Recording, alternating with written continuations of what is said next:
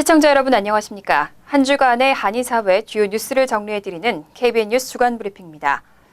4.27 판문점 선언 1주년을 맞아 비무장지대 전 구간을 잇는 평화의 손잡기 운동이 펼쳐지는데요. 뉴욕에서도 같은 날 유엔 본부 앞에서 손잡기 행사가 개최됩니다. 동포사회에도 많은 참여가 당부되고 있습니다. 작년 4월 27일 한반도 평화와 남북 화해를 위해 문재인 대통령과 김정은 국무위원장이 만난 역사적인 사건 이후 한반도는 대화와 협상의 국면에 접어들었습니다. 한국에서는 오는 4월 27일을 맞아 한반도 평화를 염원하기 위해 50만 명의 시민들이 비무장지대 전 구간을 잇는 평화 손잡기 운동을 펼칩니다. 이와 발맞춰 뉴욕 일원 동포사회도 4.27 민플러스 평화 손잡기 뉴욕 추진위원회를 결성하고 세계 평화의 상징인 유엔 본부와 남북 유엔 대표부를 종으로 잇는 평화 손잡기 운동을 개최합니다. 차주범 준비위원은 이번 행사가 특정 단체나 소속을 떠나 모든 시민이 주체가 되어 참여하는 행사라며 인종이나 연령, 성별에 상관없이 한반도 평화를 기원하는 일에 동참해달라고 말했습니다. 저희들이 이번 4.27 민평화 손잡기는 민의 힘으로써 그 평화를 일군다는 그런 기본 컨셉을 가지고 모든 개인이 기존의 소속단체나 직책과 상관없이 그것을 내려놓고 개인 자격으로 참여하고 있습니다. 조원태 준비위원장은 세계 평화를 상징하는 유엔 본부 앞 그리고 남북 유엔 대표부를 연결하는 손잡기 운동을 통해 한반도의 평화를 향한 시민들의 염원을 전달할 것이라며 많은 참여를 당부했습니다. 우리가 어떤 정치적 메시지를 전달하려고 하는 건 아니고 꽃하고 그다음에 이제 사람들이 쓴 민의 손편지들을 가지고 민이 이렇게 평화를 원하고 있다. 민이 새로운 시대를 원하고 있다. 이걸 전하려고 생각하고 있습니다. 4.27 민플러스 평화 손잡기 운동은 오는 27일 토요일 오후 1시 유엔 본부 앞에 위치한 다그 함마슐드 광장에서 시작되며 누구나 참여 가능합니다. 준비위원회는 행사 당일 모든 참석자들이 하늘색 상의를 착용해 평화의 메시지와 하나의 한반도를 염원하는 마음을 보여주자고 말했습니다. KBN 뉴스 지한샘입니다. 뉴욕 한인 이민사 박물관이 새롭게 단장한 미래관을 개관하고 기념 행사를 개최했습니다. 그동안 박물관 건립에 도움을 준 기부자들의 이름이 새겨진 현판도 공개했습니다. 지한샘 기자가 보도합니다. 뉴욕 한인 이민사 박물관이 어제 오후 새롭게 단장된 미래관 개관을 기념하고 그동안 이민사 박물관 건립에 기여한 동포들에게 감사의 뜻을 전달하기 위한 행사를 개최했습니다. 김인선 뉴욕 한인 회장은 과거관과 현재관, 그리고 이번 미래관을 끝으로 본인의 임무는 끝이 난 것 같다며 이민사 박물관이 건립될 수 있도록 도움을 주신 분들에게 감사하다고 말했습니다. 박물관에 와서 우리 귀한 역사를 배우고 또 보존하고 그래서 또 그들이 다음 때에 우리의 역사를 자기 후손들에게 전달해 줄 수 있는 그러한 교육을 시킬 수 있는 공간이 되기를 기원하고 바랍니다. 어제 행사에서는 이민사 박물관을 위해 40년 동안 수집해온 역사자료 120여 점을 기부한 이재록 씨와 2202부를 기부한 한영강 목사, 그리고 그동안 재능 기부와 각종 지원을 아끼지 않은 은갑선 미동부 국악협회장과 김정미 민요협회장이 감사패를 전달받았습니다. 이 밖에도 이민사 박물관은 박물관 입구에 이름이 새겨진 현판을 설치하고 그동안 지원해준 한인 동포들에게 감사의 뜻을 전했습니다. 좋은 건물에 앞으로 후세들의 그 참 어른들을 공경하는 그런 뜻으로 한국 학교 같은 데서 무슨 행사를 할 때 이런 거를 한번 이용을 했으면 참 좋겠다 싶어서 제가 한해가 잘 돼야 우리 뉴욕 대표가 잘 되기 때문에 한해가 어려움이 있기 때문에 제가 한해를 살리기 위해서 17일반으로 2202부를 도네이션하게 됐습니다. 테이프 커팅식을 마치고 마침내 첫 선을 보인 미래관에는 뉴욕 한인 회관의 미래를 제시하는 건물 모형이 전시됐습니다. 한국 청사초롱에서 영감을 얻은 28층 높이의 새로운 한인회관 건물은 뉴욕 문화원이 건설 중인 문화센터와 32가 한인타운과 협력해 더 넓은 한인타운을 만들고 한인 영향력을 높이자는 비전이 담겨져 있습니다. 한편 김민선 회장은 어제 행사에서 정영인, 김정희, 김영길, 애슐리 유, 원혜경 등 앞으로 박물관을 발전시켜 나갈 17명의 한인 이미사 박물관 이사진을 소개했습니다. KBN 뉴스 지한샘입니다. 전 세계 주요 자동차 메이커들이 참가하는 뉴욕 인터내셔널 오토쇼가 개막했습니다. 한국의 현대와 기아차도 신차를 공개하고 새로운 컨셉카도 선보였습니다. 뉴욕 인터내셔널 오토쇼가 이번 주 금요일 뉴욕 제이콥스 자비치 센터에서 개막합니다. 일반 공개에 앞서 오늘 열린 미디어 행사에서 현대자동차는 소형 SUV 베뉴와 소나타의 새로운 모델을 선보였습니다.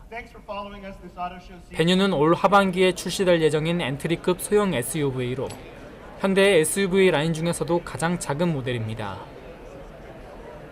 십자형 무늬가 강조되는 캐스케이딩 그릴과 선과 사각형이 강조되는 젊고 스포티한 감각의 디자인이 돋보이는 도시명 CUV입니다. 또한 전방 충돌 보조 장치와 차선 유지 장치, 사각지대 충돌 경고 등의 첨단 안전 기술이 탑재됐고 드라이빙 모드 중 스노우 모드는 베뉴가 전륜 구동이지만 눈이 오는 날씨에도 수월하게 달리도록 합니다. 굉장히 캐릭터가 강하고 박시한 그런 SUV고 그러면서도 박시하기 때문에 실내 공간감을 강조하고요. 어떻게 보면은 밀레니얼 세대를 도시에 살고 계시는 밀레니얼 세대를 위해서 특별히 디자인한 차가 아닌가 생각이 됩니다. 8세대 소나타는 5년 만에 선보이는 새로운 모델로 차체를 낮추고 늘려 4도어 쿠페의 느낌을 강조했습니다. 역동적으로 변한 디자인 중에서도 창문부터 헤드램프까지 이어지는 기존의 크롬 라인을 살린 히든 라이팅 램프는 세련된 느낌을 더했습니다. 이거는 쿠페에 더 가까운 캐릭터를 가지고 있고요. 정말 그런 부분에 있어서 어떤 차의 어떤 기능적인 세단의 어떤 운송수단으로서의 세단 플러스 어떤 감성적인 디자인을 굉장히 강조를 많이 했다고 보시면 될 것 같아요. 한편 제네시스는 어제 오후 뉴욕 맨해튼 허드슨 야드에 위치한 베슬에서 전기차 기반 컨셉카인 민트를 공개했습니다. 민트는 도시에 최적화된 차량을 컨셉으로 작지만 세련된 디자인을 자랑하고 급속 충전 기능과 한 번 충전되면 200마일을 주행할 수 있습니다. 기아 자동차도 오늘 컨셉카인 하바니로와 중대형급 SUV 텔루라이드를 소개했습니다. KBN 뉴스 지한샘입니다. 필 머피 뉴저지 주지사가 안락사를 허용하도록 하는 법안에 최종 서명했습니다. 이로써 뉴저지주는 전국에서 8번째로 안락사를 허용하는 주가 됐습니다. 준비 기간을 거쳐 오는 8월 1일부터 정식으로 시행될 예정입니다. 필 머피 뉴저지 주지사는 지난 12일 뉴저지주 성인들이 평화롭고 품위 있게 자신의 재량에 따라 삶을 끝낼 수 있도록 하는 의료지원법에 서명했습니다. 이 의료지원법은 생존 확률이 거의 없는 성인 환자에 한해 의료진의 도움을 받아 약물을 투여해 스스로 삶을 마감할 수 있도록 허용하는 것을 골자로 하고 있습니다. 적용 대상은 성인병을 앓고 있는 성인으로 환자 자신이 건강을 관리할 능력이 있어야 하고 자녀 수명이 6개월 미만이라는 의사의 진단서를 반드시 제출해야 합니다. 단 환자들이 안락사 요청을 했더라도 그 요청을 철회할 기회를 줘야 한다고도 명시하고 있습니다. 머피 주지사는 성명에서 주민들에게 그들의 삶을 끝낼 수 있는 선택권을 주는 것에 대해 올바른 일이라고 강조했습니다. 미국에서는 뉴저지주를 포함해 캘리포니아, 콜로라도, 하와이, 오리건, 버몬트, 워싱턴주와 워싱턴 DC가 안락사를 허용하고 있습니다. 뉴저지 팰리세이즈 파크의 한인 주택 소유지와 부동산 중개업소가 주 당국으로부터 인종차별 혐의로 피소됐습니다. 세입자를 모집하는 과정에서 한인이 아니면 임대할 수 없다며 타인종을 거부했다는 혐의입니다. 팰리세이즈 파크의 듀플렉스를 소유한 한인 부부가 한인 부동산 중개업소 KMX 리얼티를 통해 임대하는 과정에서 인종차별 행위가 적발돼 주 검찰 산하 인권국이 KMX 리얼티와 한인 부부를 상대로 소송을 제기했습니다.